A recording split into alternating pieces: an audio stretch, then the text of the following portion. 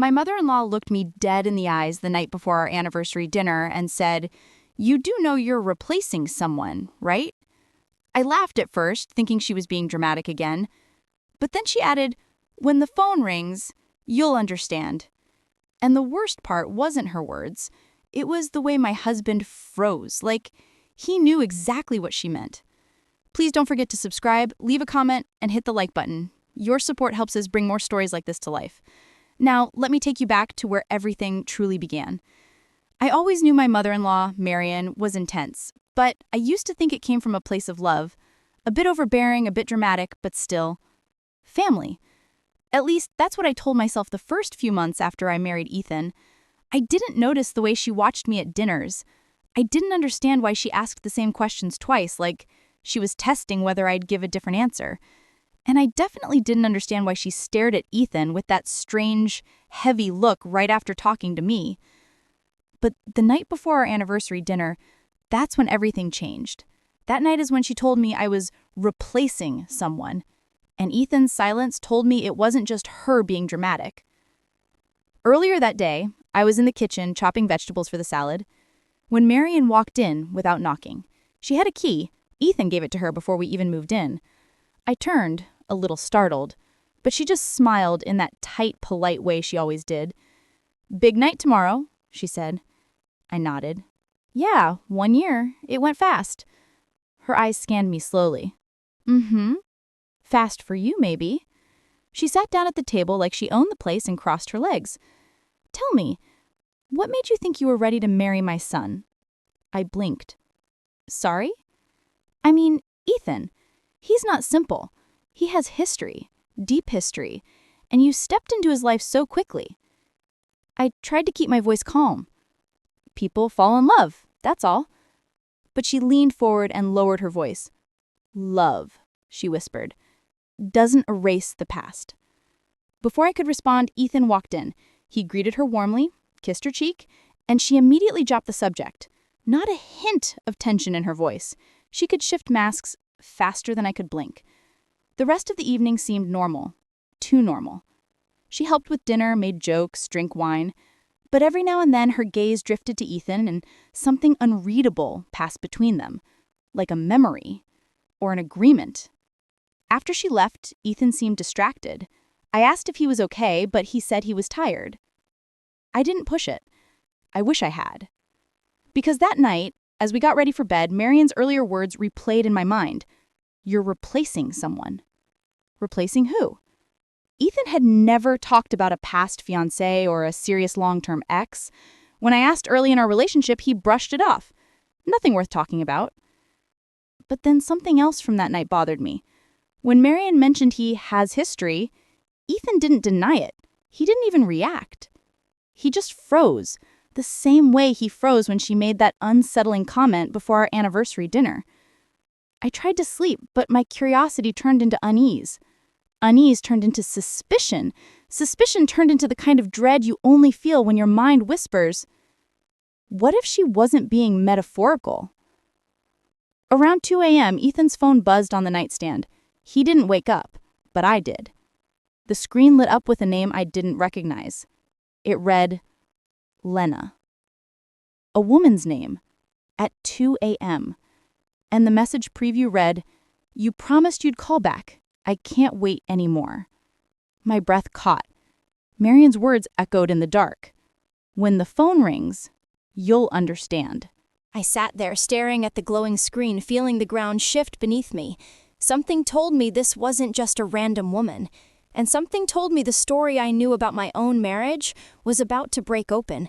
I didn't touch Ethan's phone. I didn't need to. That single preview, "You promised you'd call back," played on a loop in my mind. I lay there, eyes open in the dark, listening to Ethan breathe beside me like everything in our life was normal. It wasn't. Not anymore. When morning came, I made coffee and pretended I had slept. Ethan hugged me from behind like he always did, and for the first time since I met him, I flinched. He didn't notice. Or maybe he did and pretended not to. At the table, I asked casually, "Did you get a late message last night?" His hand paused mid-air, just for a second, before he forced a smile. Spam. It was the way he said it, too quick, too practiced that made my stomach drop. Before I could push further, his phone buzzed again. He grabbed it instantly, not even glancing at the screen. "Work," he said, already walking away. It wasn't work. I knew it. And something told me he knew I knew. That evening, Marion invited us to dinner. Normally I'd say no, but I needed answers, and she clearly had them. When we arrived, her home smelled like lemon polish and old secrets.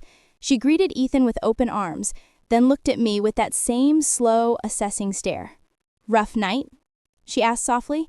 I stiffened. "Why would you ask that?" She shrugged. "Just a feeling." Ethan went to help in the kitchen, leaving me alone with her in the living room. Marion poured herself a glass of wine and sat, crossing her legs gracefully. "Did Ethan sleep well?" she asked. "He seemed tired today." The way she said it, deliberately, almost surgically, made my chest tighten. "He slept fine," I said.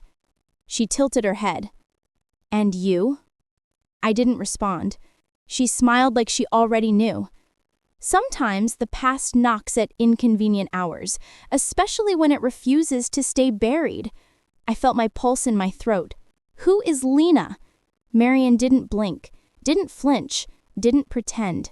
Instead, she set her wine down and looked at me with a calmness that made my skin crawl. "Ah," she said softly, "so the phone finally spoke." My fingers tightened around the arm of the chair. "She texted him at 2 a.m. "Of course she did," Marion whispered.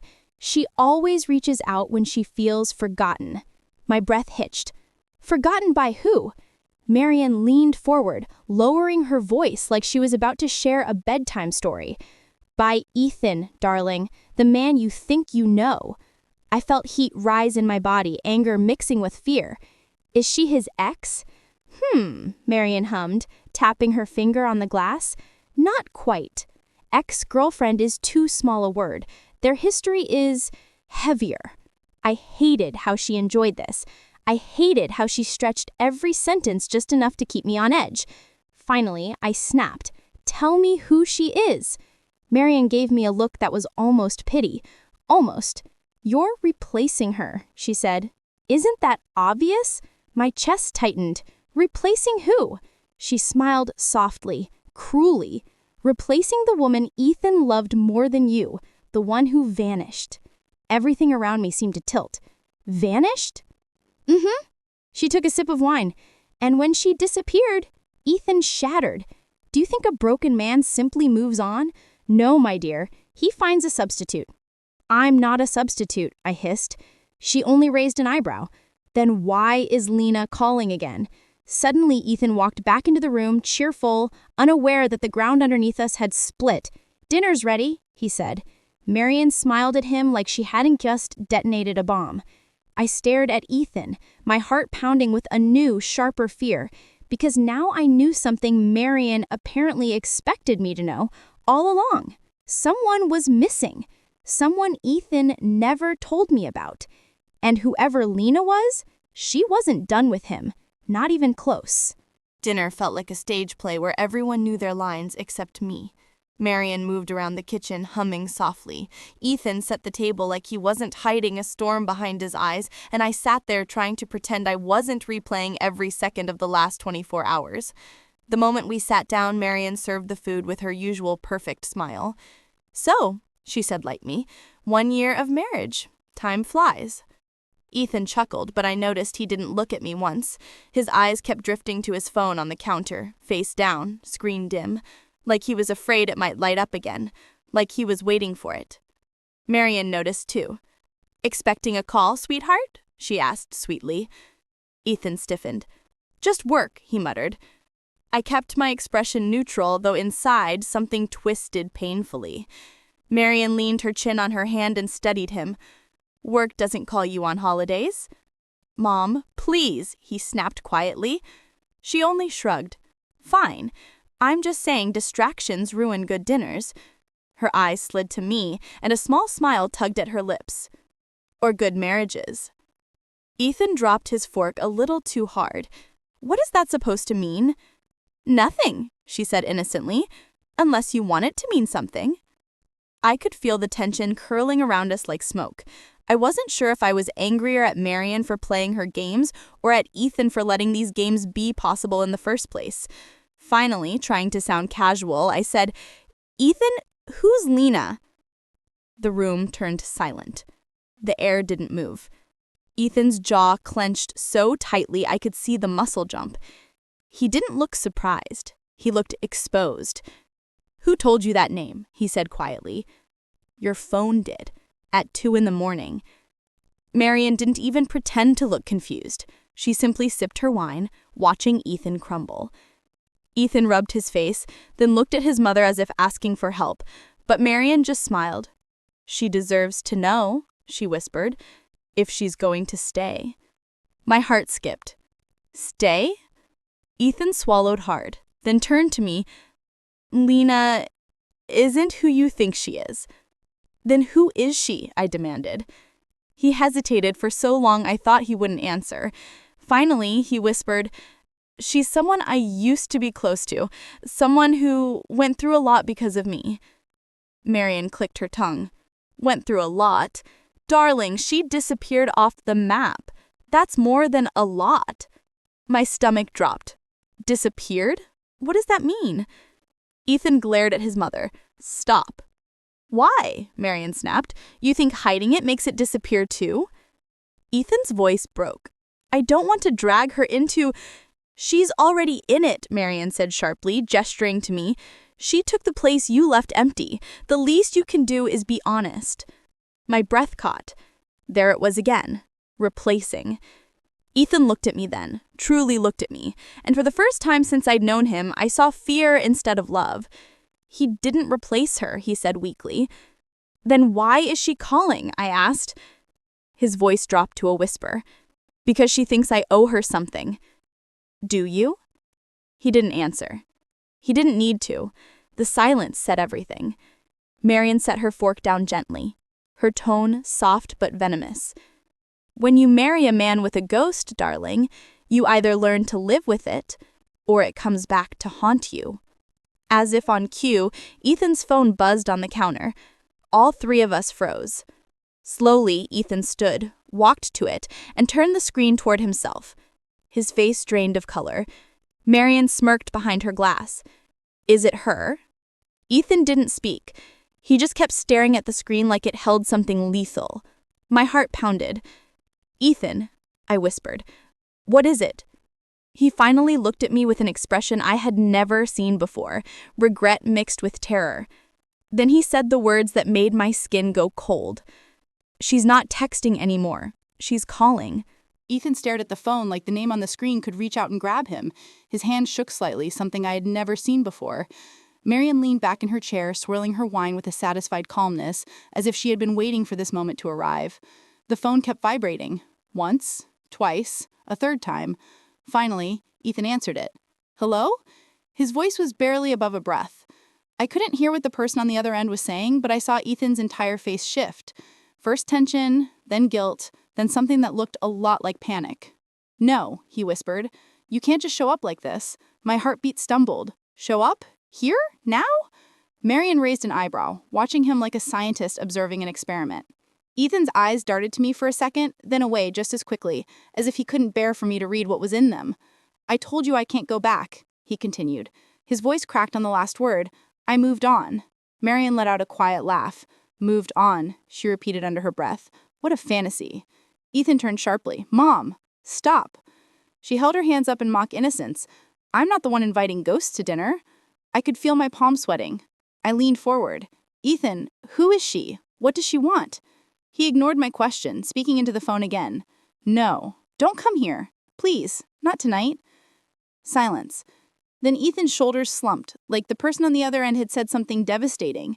He finally ended the call and set the phone down with trembling fingers. I asked again, "Who is she?" He didn't answer. Marion did. "She's the woman your husband couldn't save," she said quietly. Ethan looked at his mother with raw anger. "Why would you say it like that?" "Because it's true," Marion replied coldly, "and she deserves to know what she married into." My voice quivered. "Saved from what?" Ethan's hand covered his face. "I don't want to do this here." Marion stood up and walked to the window. "Then where, Ethan? At the front door when she arrives?" My breath caught. She's coming here? Marian looked at me through the reflection in the glass. Of course she is. Lena doesn't take no for an answer. Not after what happened. Ethan rubbed the back of his neck, pacing. She said she needed to talk to me. Face to face. His voice lowered. She said I'm the only person who can help her. I felt a wave of cold rush through my body. Help her with what? Ethan finally looked at me, and in his eyes I saw something that made my stomach twist. Pity, fear, regret, all tangled together. With the truth, he whispered. She wants me to tell her what really happened the night she disappeared. My breath stopped. Ethan, I said slowly, what did happen that night? But before he could answer, 3 sharp knocks echoed through the house. Marian's lips curled into a slow, devilish smile. Well, she said softly, looks like the past didn't want to wait. Ethan went pale. I felt the room closing in, and on the other side of the door, someone stood in the dark, waiting to be let in. The 3 knocks echoed again, this time harder, sharper, as if whoever stood outside knew exactly how to strike the wood in a way that made the air tighten. Ethan didn't move. His chest rose and fell in short, uneven breaths. Marian, on the other hand, folded her hands calmly and said, Well, aren't you going to answer it? Ethan shot her a furious look. You don't have to enjoy this.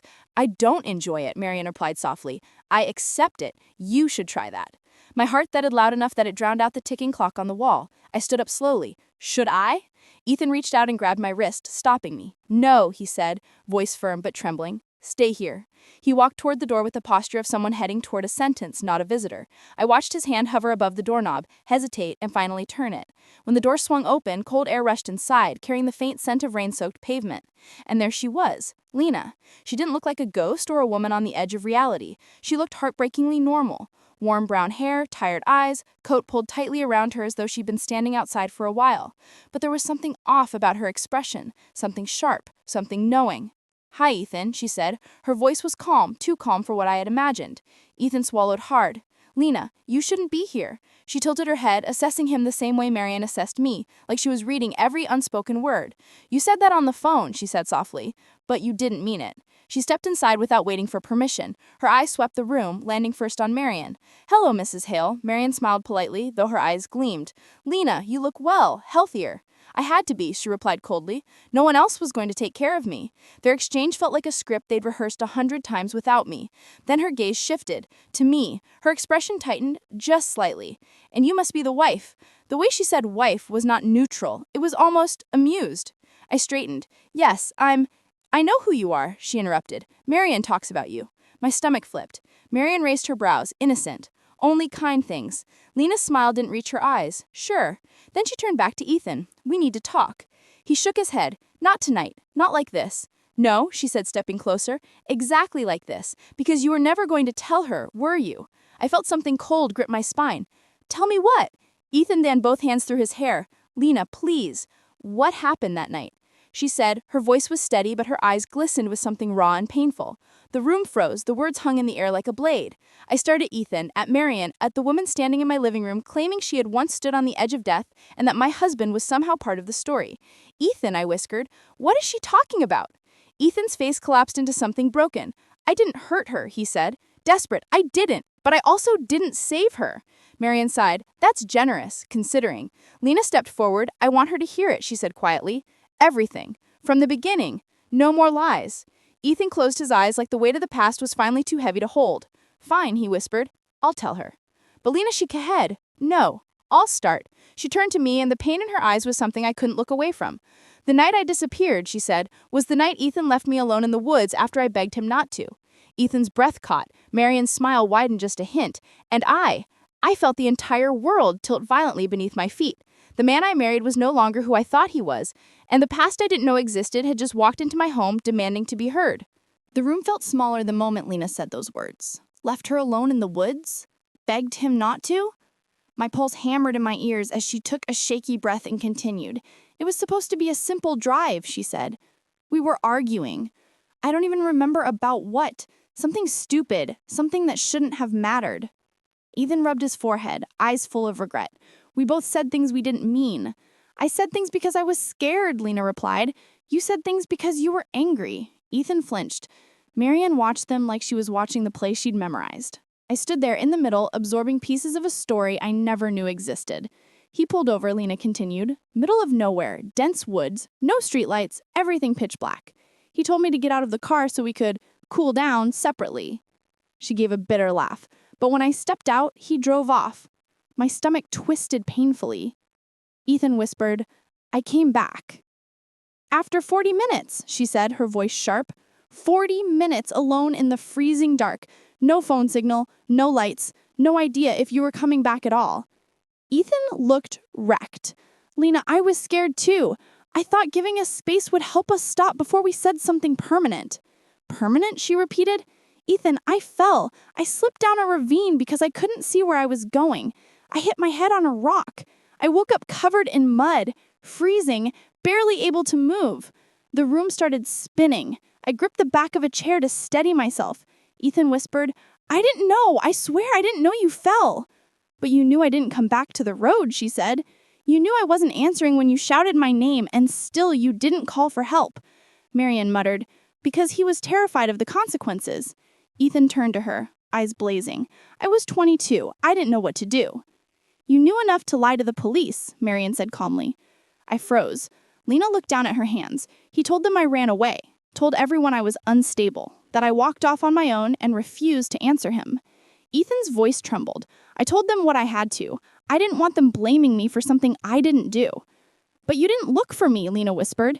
"Not really. You drove home, Ethan. You went to bed while I was lying unconscious in the dirt." Marian sighed dramatically. "He came home crying, sat on my floor, shaking, telling me he lost her. I thought he meant emotionally, not physically." My skin crawled. "How did you survive?" I asked quietly. Lena swallowed.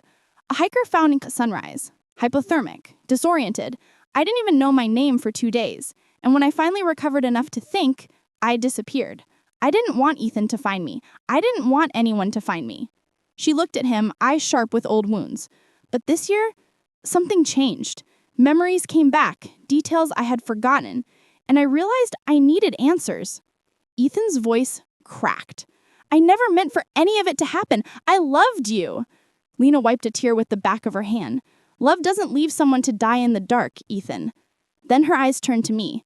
"And he never told you about me because he wanted a clean slate. Someone who didn't know the truth." My throat tightened. "So I'm just the replacement?" Marian exhaled softly. "Not just a replacement, dear. The safe version. The version with no history, no danger." Ethan shook his head violently. "No, that's not true." But the doubt was already spreading through my chest. If he had hidden something this big, if he had told the police a lie that erased a whole person, what else wasn't I supposed to know? Lena stepped back, exhaustion sinking into her shoulders. "I didn't come here to ruin your marriage," she said. "I came here to understand why he left me." Ethan's voice dropped to a broken whisper. "Because I thought you'd follow me back to the car. I did. Just not on my feet." Silence washed over the room, heavy and suffocating. And for the first time, I realized I didn't know who the real victim was. Lena, with her trauma? Ethan, with his guilt? Or me, the woman who married a stranger with a past buried deep enough to swallow us all? The silence after Lena's words felt like a physical weight pressing down on the room. Ethan sank into a chair, his face pale and drained, as if the truth had finally taken everything out of him. Marian, however, looked almost relieved, like she had waited years for someone else to finally say what she never could. I stood frozen, trying to understand how the man I woke up next to every morning could also be the man in this story. "I didn't think you were hurt," Ethan said quietly, staring at his hands. "When I came back and you were gone, I panicked. I thought you left for real. I thought you didn't want anything to do with me anymore." Lena let out a hollow breath. "So that's the story you chose? That I walked away? That I was unstable?" Ethan looked up at her, eyes red. "I didn't know what else to do. I was scared the police would think I pushed you or something. I didn't trust myself to explain the fight. I didn't trust anyone."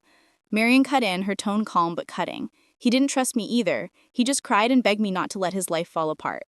"Mom, please," Ethan whispered. "Stop making it worse." "I'm not," Marian replied. "I'm making it true." I swallowed hard. "Ethan, you could have told me this."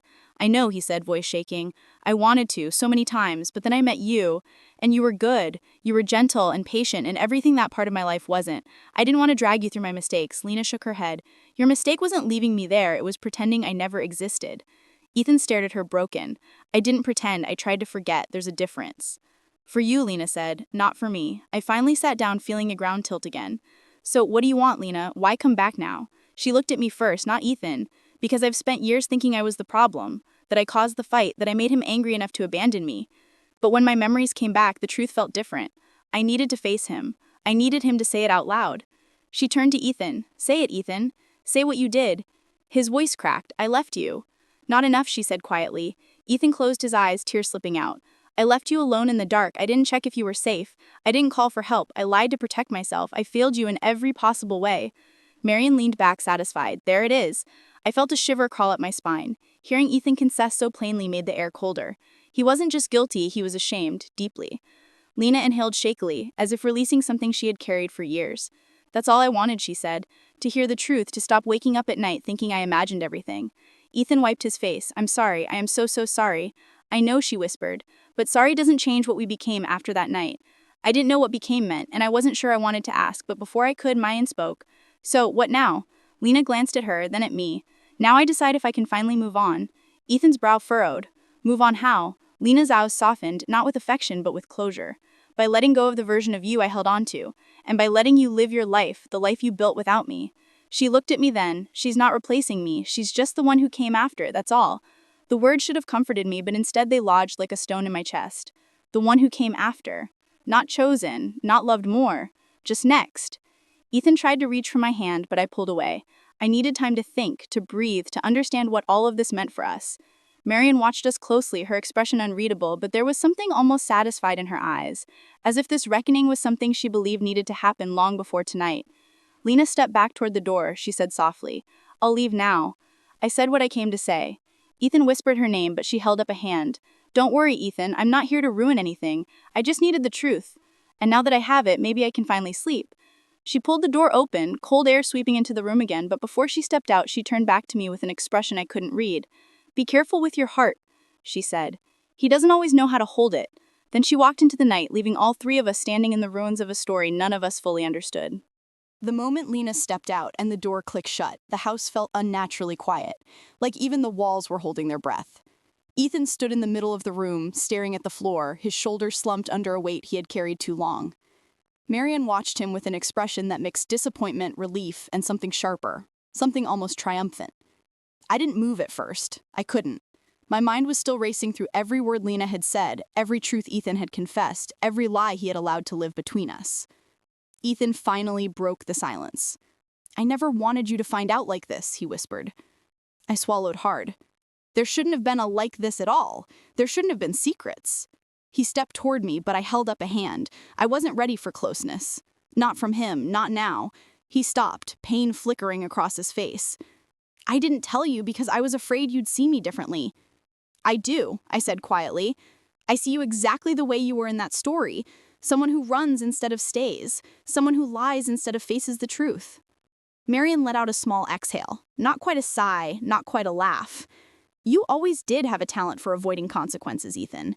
He turned sharply toward her. You're not helping. I'm not trying to help, she replied.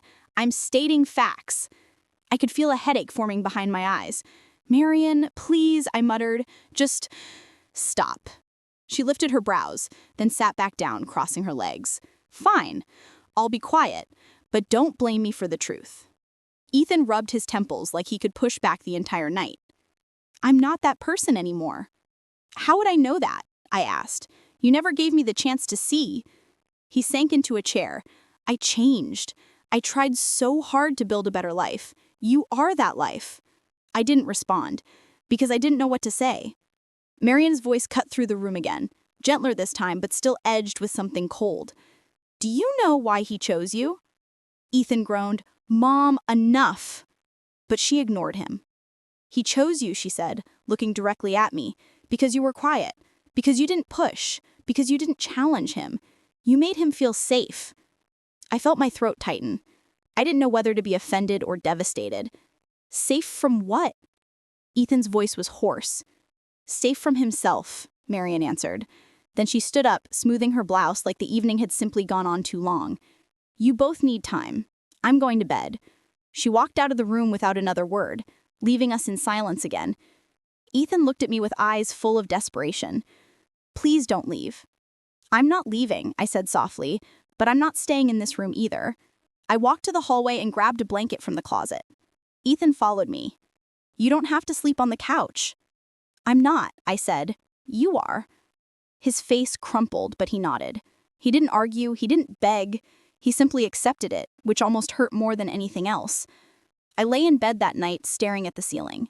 The whole story replaying over and over. The woods, the fight, the fall, the lie, the disappearance, the replacement. And somewhere between midnight and dawn, a cold realization settled into my bones.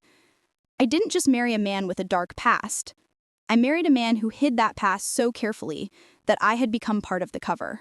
When I woke up the next morning, the house felt heavier than it ever had, the kind of heaviness that settles into the corners of a room after a storm breaks everything open. Ethan was asleep on the couch, curled awkwardly under the blanket I'd tossed at him. His face looked younger when he slept, almost boyish, almost innocent, like the man Lena described couldn't possibly live inside him, but he did. I walked quietly into the kitchen to make coffee, trying to ignore the tight knot of tension twisting in my stomach. Halfway through filling the kettle, I heard footsteps behind me. Marian, of course. She walked in wearing a silk robe, hair perfectly pinned as if she had slept soundly through the chaos she helped ignite.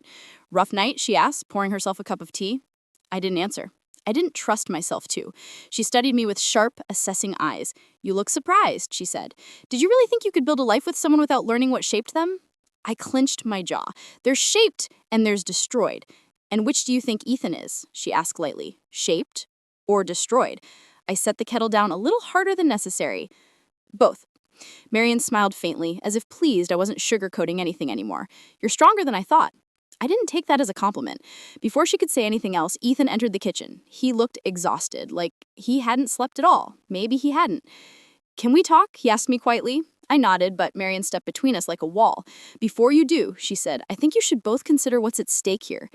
Ethan groaned. "Mom, please." "No," she insisted. "You need to hear this." She turned to me. "You know the truth now, but the truth isn't the problem." "Well, then what is?" I asked. "What comes next?" she said. Her tone softened, but only slightly. Ethan has spent years trying to bury that night. Not because he's evil, not because he didn't care, but because the guilt was bigger than he was. She looked at her son with something like pity. He built his entire adult life around pretending he deserved a second chance. Ethan's voice cracked. "Mom, stop." But she didn't. "And you," she continued, turning to me, "became that second chance, whether you knew it or not." I felt something twist painfully inside me. "I'm not responsible for his past." "No," Marian said, "but you're part of his future. And the question you both need to answer is simple. Can that future survive the past finally coming home?" Ethan stepped toward me. "I want to try. I want us. I need you." I held his gaze, searching for something real, something solid in the mess of everything that happened. "Wanting isn't enough," I said softly. "Not after this." His face collapsed, but he didn't look surprised. Maybe he knew this moment was coming long before I did. He reached for my hand. I let him take it, but I didn't hold back. "I don't know if I can trust you," I whispered. His grip tightened, desperate. "Then let me earn it." Marian sighed like she'd heard this promise before. "Ethan," she said gently, "you can't undo what happened, and you can't keep pretending you're the only one who suffered." That's when the kettle screamed, loud, sharp, slicing through the tension like a blade, and somewhere deep inside me, something clicked. I had a decision to make. And whatever decision it was, it wouldn't just reshape our marriage, it would reshape the truth itself. The whistle of the kettle faded, but the pressure in the room didn't. Ethan stood in front of me, waiting for my answer as if his entire life depended on it. Marian lingered nearby, observing silently, her arms folded, her eyes sharp with a mixture of judgment and concern. I took a slow breath and pulled my hand back from Ethan's. "I need space," I said. "Not forever, just space to think." Ethan's face fell, but he nodded. "Whatever you need, I'll give it to you." Marian's eyebrows lifted slightly, as if she was surprised he didn't argue. Maybe she expected him to beg. Maybe she remembered a younger version of him who would have done exactly that. I grabbed my coat from the rack. I didn't know where I was going, just that I needed to get out of that house before the walls closed in. As I walked toward the door, Ethan's voice followed quietly. "Please come back." I didn't answer. I stepped outside into the cold morning air, letting it hit me like a slap. My thoughts scattered with the wind. The street was empty, calm, completely unaware that my entire world had cracked open a few hours earlier. I walked, block after block. No direction, no destination, just movement. At some point, I ended up in a small park. A few dogs ran around, a couple sat on a bench sharing a pastry. A jogger passed by without noticing me. Life looked normal here, too normal. I sat on a bench and buried my face in my hands. Everything felt twisted. How was I supposed to reconcile the man I loved? The man who cooked me dinner, who held me when I cried, who whispered promises in the dark, with the man who left someone in the woods and lied about it? How do you trust someone after learning they once abandoned another woman in her most vulnerable moment? I didn't know. I didn't know anything. My phone buzzed suddenly, a message from a number I didn't recognize.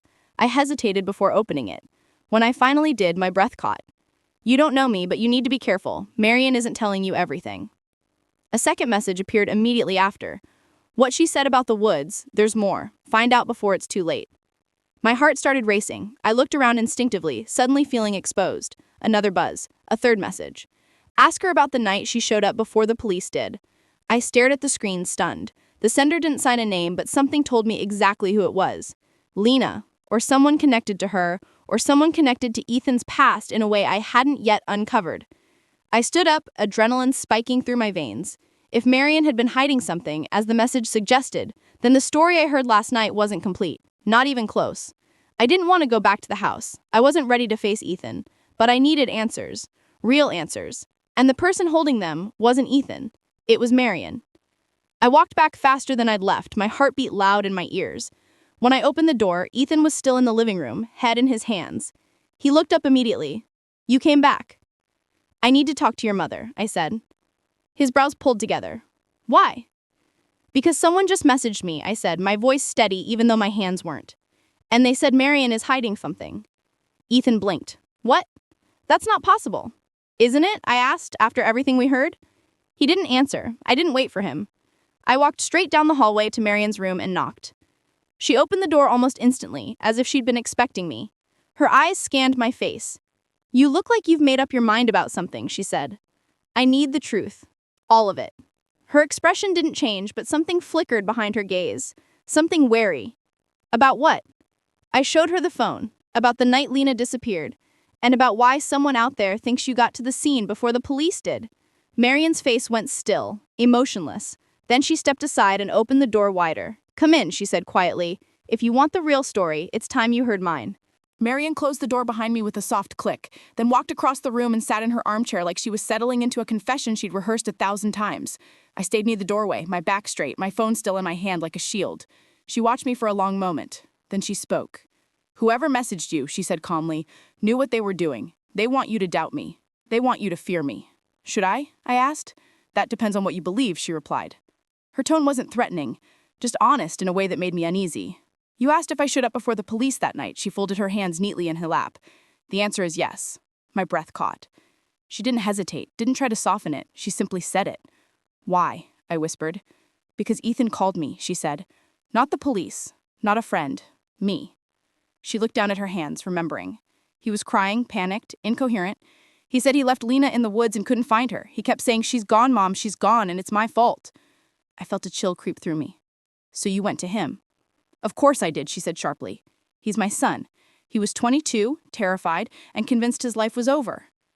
But why not call for help? Marion's gaze hardened. Because when I found him, he wasn't searching for her. He was frozen, paralyzed. He kept driving up and down the road, stopping every few minutes to cry or get out and scream her name into the darkness. She shook her head. He could barely breathe, let alone think. So you took control, I said. Yes, she replied. I told him to stop shouting. I told him to stop wandering. I told him we needed a story before we called anyone. I stared at her horrified. A story? He left her in the woods, Marion said calmly. Do you know what that looks like to the police? Do you know how easily a young man can be turned into a monster with the right set of assumptions? That doesn't justify lying, I said. It does when the truth is worse, she countered. The room felt smaller suddenly, like the air was thickening. What do you mean worse? Marion took a slow breath. When I arrived, I noticed something Ethan didn't. She paused. Her footprints. I frowned. Footprints? Yes, leading back toward the road. Her eyes lifted to mine. She wasn't where she fell. She must have gotten up at some point, disoriented, maybe concussed, but she walked for a while. My pulse quickened.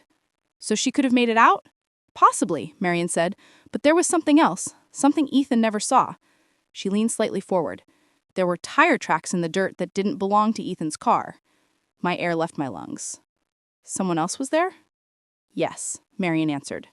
Someone who got to her before we did. My skin prickled. Who? Marion said. I don't know, but I know this.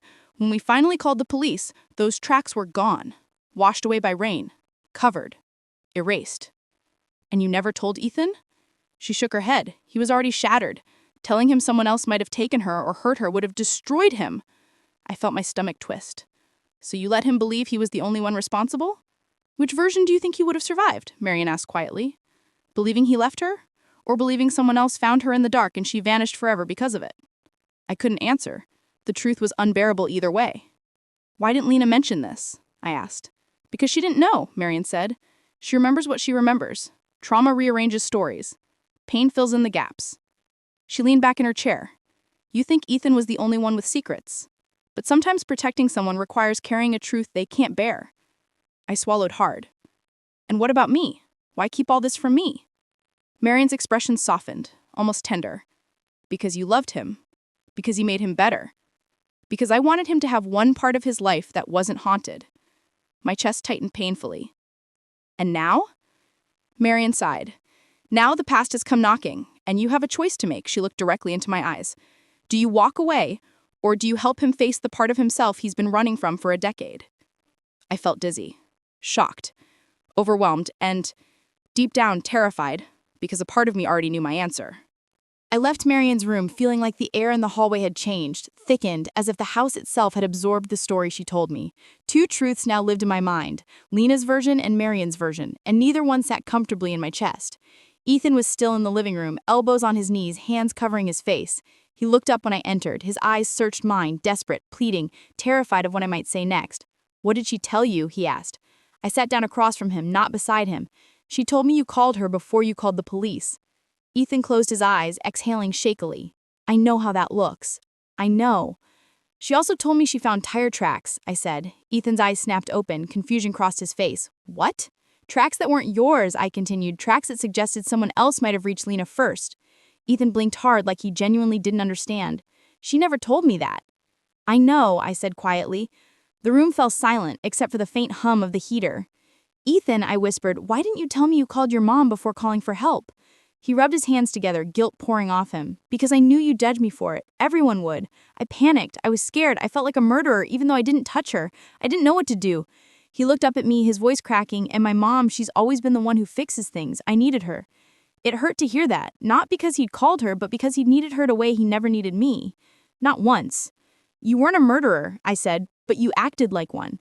Ethan noted slowly. I know, I've lived with that night for 10 years, trying to forget, trying to be better, trying to pretend that if I moved forward fast enough, the guilt would fade. Did it? He asked. No, his voice broke. It followed me into every relationship, every attempt at starting over, and when I met you, you felt like a reset, like the first person who didn't know the worst part of me. I felt a sharp pain in my chest.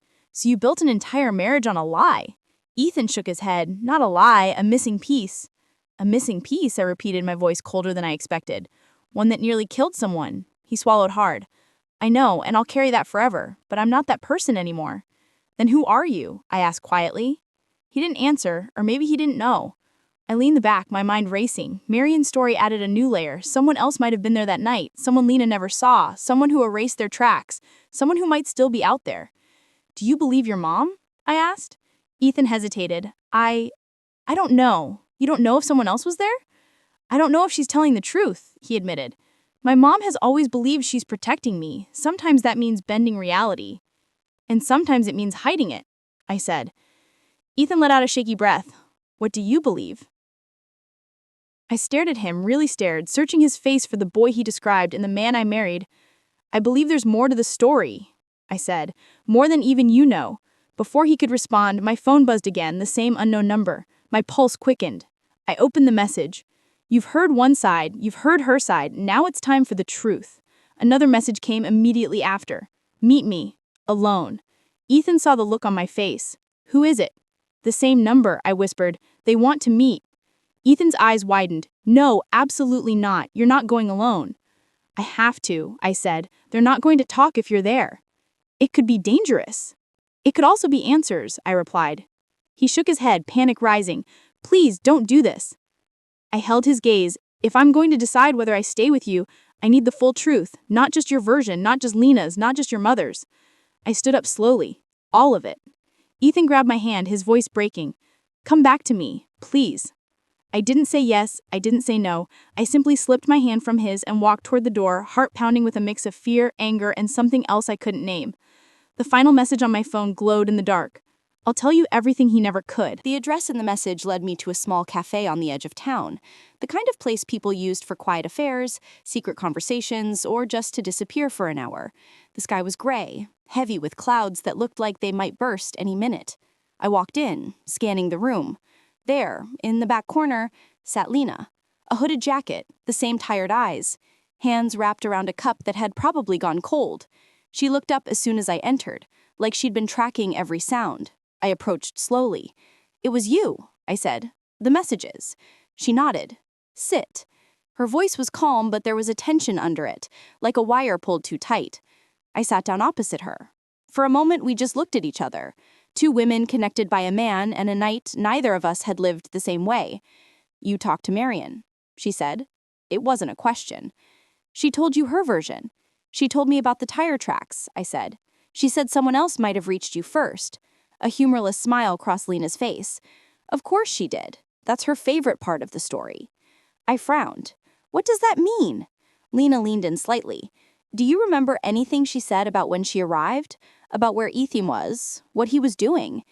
"She said he was panicking and driving up and down the road, crying, screaming your name." Lena nodded slowly. "Some of that is true, but not all." She took a breath, eyes clouding as she dug through the past. My memories of that night came back in flashes, fragments. For years, I just remembered the fall, the cold, the darkness, the feeling that no one was coming. She swallowed hard. But after therapy, after time, more pieces came back. One of them was headlights. My pulse quickened. Headlights? Yes, not Ethan's. Another car, she said. I remember lying in the mud, my head pounding, my body numb, and suddenly there was light. A car pulled up. A door opened.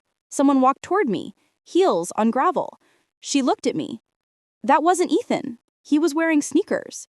My stomach tightened. So who was it? "Marion," Lena whispered. I don't remember her face clearly, but I remember her perfume, the same perfume she wore yesterday. I felt the blood drain from my face. "She saw you? Lying there?" "I think so," Lena said. "I remember a hand touching my shoulder. I remember a voice saying, 'Oh God,' and then nothing. No ambulance, no blanket, no help, just darkness again." She shook her head. "When I woke up in the hospital, I assumed it was the hiker who found me. The nurse said so. But the timeline never made sense. The hypothermia, the damage. I had been there for hours. Someone saw me and walked away." I stared at her, the pieces slamming together in my mind. "You think Marion left you there?" "I don't know what she did," Lena said. "All I know is she got there before anyone else, and if she saw me, she also chose something. Maybe to pretend she hadn't. Maybe to let the story unfold the way it protected her son the most." I felt sick. She told me she saw tire tracks, that someone else might have taken you. Or that someone else might have been able to help. But that doesn't fit the version where Ethan is the only guilty one, does it? I thought of Marion's calm voice, her calculated words, her insistence that she was protecting Ethan. Protecting, or controlling. "Why tell me this?" "Because you're standing where I stood," Lena said softly, "between who he is and who his mother wants him to be, between the truth and the version she finds convenient." She looked me in the eyes. "He left me in the woods. That's his sin. But she turned what happened next into a weapon, and she's been using it to keep him under her thumb ever since." The realization settled over me like a cold blanket. Marion hadn't just been protecting Ethan, she'd been holding his worst moment over him, shaping him with it, keeping him small, guilty, obedient. "So what do I do?" I whispered. Lena's expression softened. "Decide if you're going to be another woman who disappears around them, or the one who finally steps out of their shadow." When I got back to the house, the sky finally opened and rain started to fall, drumming against the roof like the world was applauding the chaos. Ethan was waiting in the hallway, eyes haunted. "Where did you go?" he asked. "I told you, to find the rest of the truth." He flinched like the word itself hurt. "Did you meet her?" "Yes." I didn't slow down. I walked past him toward Marion's room. "We need to talk," I said over my shoulder. "All three of us." Marion was in the living room this time, sitting with a book she clearly wasn't reading. She looked up as we entered, her eyes flicking between our faces.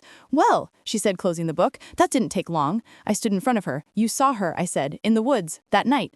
Marian's expression didn't crack. I already told you. You didn't tell me you were close enough to touch her, I cut in. You didn't tell me you found her before anyone else and still walked away.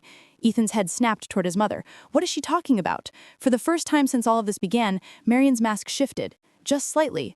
A small flicker of something, annoyance, fear, passed through her eyes before she straightened. I don't know what Lena thinks she remembers, Marian said stiffly, but trauma sends the mind in circles. You can't trust every image. This isn't about her memory, I said. It's about yours. I stepped closer. Did you see her? Did you stand over her in the dark and choose not to help? Ethan's voice broke. Mom! Marian finally looked at him. Really looked. The confident, composed matriarch slipped for a second, revealing someone older, more tired, more human. I did what I had to, she said quietly. Ethan's face went pale. What does that mean? Marian exhaled slowly, like the weight she'd been carrying was pressing harder than it ever had. When I arrived, you were hysterical, she said. You kept telling me you'd ruined everything, that no one would believe you, that they'd say you hurt her. Because I thought I had, Ethan whispered. I left her there. I followed the direction you said she walked, Marian continued. I saw the footprints, I saw where they slipped. And yes, I saw her. The room felt suddenly too small, too quiet. And? I pressed. Marian's jaw clenched. She was breathing, barely. She was unconscious, freezing, bleeding from her head. I stood there and I realized something very clearly. If I called for help, if I made myself part of that scene, they would ask questions. They would dig. They would decide what happened before we could say a word. And my son's life would be over. Ethan stared at her in horror. So you left her?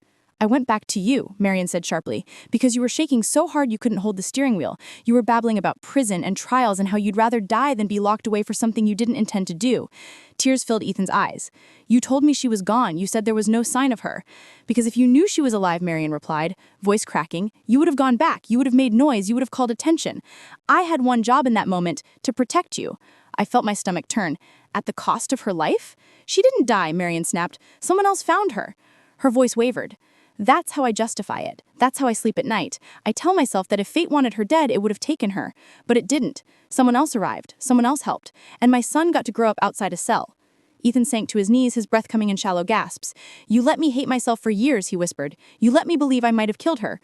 Would that guilt not be better than prison, Marian shot back? Would you rather be locked away? Would you rather never have met her? She nodded toward me. All of this, everything you built, it only exists because I made a choice. I shook my head slowly. No, it exists in spite of your choice. Ethan could have told the truth. He could have faced what happened and still had a life. Instead, you turned that night into a chain. Marian's silence said everything. Ethan stayed on the floor, eyes distant, like he was watching his entire life replay from a new angle, one where his mother wasn't just his savior, but also the architect of his deepest wound. All this time, he whispered, I thought I was the only one who failed her. Marian's voice softened. You were a boy. I was the adult. The system would never have seen it that way. They would have torn you apart. He looked up at her, tears streaming down his face. I tore myself apart anyway. The words hung between them, raw and real. I knelt beside him, not touching him yet, but close enough that he knew I was there.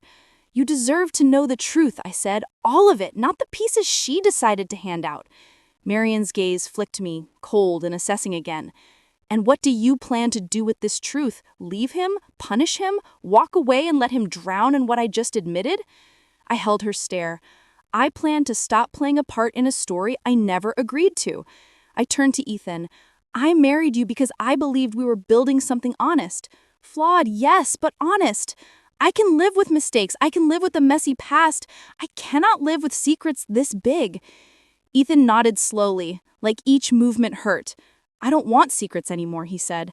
I don't want her controlling me, or us. I'll do whatever it takes to fix this. Therapy, telling the police the truth, apologizing to Lena again, whatever it is, I'll do it. Marian's eyes widened. You will not drag this family through a public spectacle. Ethan turned to her with a steadiness I hadn't seen before. You don't decide that anymore. The sentence landed like a break in a chain, quiet but immense. Marian stared at him, shocked. I saved you. You saved a version of me, and then you kept me from ever becoming anything else. He stood slowly, using the back of the couch for support. I'm grateful you came when I called that night. I'm grateful you wanted to protect me, but I can't keep paying for a decision I didn't make. You chose to walk away from her. You chose to lie, and I chose to let you carry the story. That ends now. She opened her mouth to argue, but he cut her off. If you want to be in my life, in our lives, it will not be on your terms alone. No more half-truths, no more secrets, no more control. He looked at me, his eyes searching. If you stay, I want to build something new, with you. Not on top of old lies, but after them. I felt my heart pull in two directions. One toward the door, freedom, distance, clean slate. The other toward the man standing in front of me, finally broken open enough to see the damage he'd been carrying and the woman who'd helped him carry it. I'm not ready to decide today, I said. I need time. I need space. And I need you to prove that this isn't just another moment you'll try to outrun. He nodded, accepting it. I'll do the work, he said quietly, whether you stay or not. I have to. Marian looked between us, realizing something she couldn't control was happening. For the first time, she looked small. So what happens to me? She asked. I met her eyes. I said, you live with your choices, just like we do. Weeks passed, not in a blur, but in slow, deliberate days where every decision felt heavy. I moved into a small apartment across town. Not a dramatic exit, not a slammed door, just a suitcase, a box of clothes, and a quiet goodbye. Ethan didn't fight me. He helped carry the box, set it down by the couch, and stood awkwardly in the doorway. We talked often, sometimes in person, sometimes on the phone, sometimes not at all. He started therapy. Real therapy, not just vague promises. He met with Lena again, this time with a mediator. He asked her what she needed. Money, an honest written statement, a chance to file a correction to the old police report, closure. He gave her all of it. Not as a transaction, but as a step. A small, necessary step. Marian called me twice. The first time, she wanted to explain herself again. I let it go to voicemail. The second time, she simply said, "You've changed him more in a year than I managed in a decade. Don't waste that." I didn't respond because I wasn't changing him. He was finally choosing to change. I was choosing whether I believed it. One evening, as I sat on my new, slightly uncomfortable couch, my phone rang. A familiar tightness gripped my chest when I saw Ethan's name, but I answered. "Hey," I said. "Hey," he replied. His voice sounded tired, but lighter somehow. "I just got out of another session." "How did it go?" "Brutal," he admitted, "but good. My therapist said I've spent years living like I was auditioning for forgiveness instead of actually seeking it." I let out a breathy laugh. "That sounds accurate." He paused. "I told her about you, about us, about how my mom warned you that you were replacing someone." The phrase made my chest tighten. "And what did she say?" "She said I treated you that way," he said quietly, "like a replacement, like proof that I wasn't the man I used to be. That wasn't fair to you. You deserve to be chosen for who you are, not for who you weren't." There was a long silence. Rain pattered against my window, a softer echo of the stormy night everything broke open. "I miss you," he said eventually. "I miss us. But I understand if that's not enough anymore." "It's not about enough. It's about foundation. About whether I can build something with you that isn't sitting on top of a lie." "Then let me say this clearly. You're not replacing her. You never were. Lena is a chapter I never closed properly. You are something else. A different story. One I want to write honestly this time." I closed my eyes, letting his words sink in. "And your mother?" I asked. "She's learning to live with less control," he said. "Therapy isn't just for me anymore. She started going too. She says she did what any mother would do. Her therapist apparently disagrees." I smiled despite myself. "That's a start. I'm not asking you to come back tonight or this month. I'm just asking you, when you think about us, don't only see the worst thing I've done. See the man who is trying to be worthy of you knowing it." My throat tightened. "I don't know how this ends." "Neither do I," he replied, "but for the first time, I'm okay with not controlling the ending." After we hung up, I sat there in the quiet, thinking about everything I had learned, about the night in the woods, about the woman who almost died, about the mother who chose control over compassion, about the man who ran and the man who now chose to stop. I thought about Marian's words that first night. "You're replacing someone." She meant it like an accusation, like a warning. But sitting there, phone still warm in my hand, I realized something important. I wasn't replacing anyone. Not Lena, not the version of Ethan his mother wanted him to be. I was replacing something else. The silence, the lies, the stories that went unchallenged. The next time my phone rang, it wasn't Ethan. It was a notification from the channel, from the world I shared this story with. Comments, messages, voices from everywhere saying, I've been there. I know this feeling. I needed to hear this. And for the first time since everything fell apart, I felt something like purpose settle in my chest. Whatever happened with Ethan, whether we found our way back to each other or not, one thing was clear. I would never again let someone tell me I was just stepping into someone else's place. I wasn't the replacement. I was the one who finally turned on the lights.